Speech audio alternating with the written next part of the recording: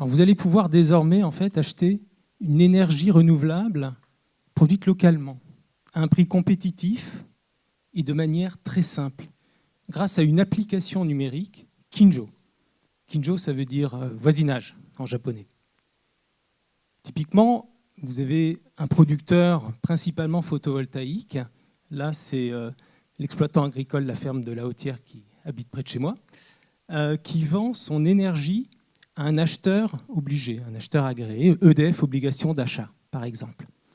Et puis en bas, vous avez le boulanger chez qui je vais acheter mon pain, qui achète chez son fournisseur.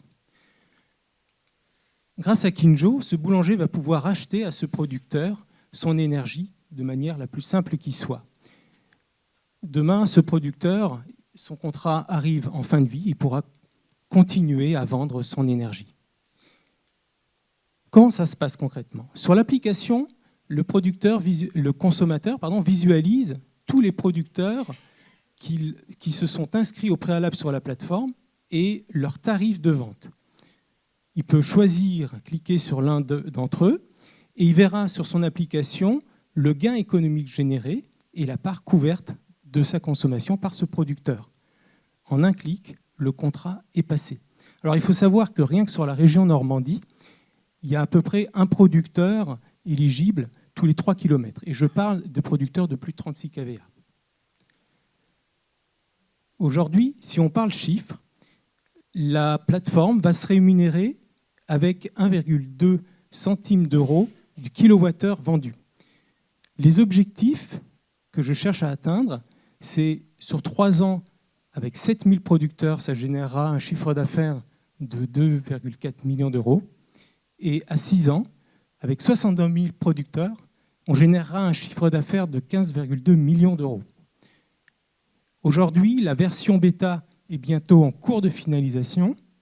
Elle le sera à la fin de l'année. Les prochaines étapes, ça va être de définir un périmètre géographique pour pouvoir tester cette application numérique. Ce périmètre géographique, il va être de l'ordre de la taille d'un département ou d'une communauté de communes.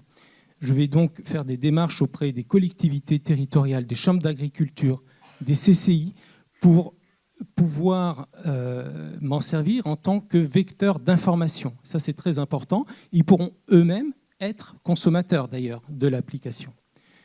La deuxième étape, ensuite, ce sera donc du démarchage auprès des producteurs. Il y aura une levée de fonds pour pouvoir financer des recrutements et avoir les ressources en termes de développement informatique, de communication, jusqu'à la commercialisation 2026.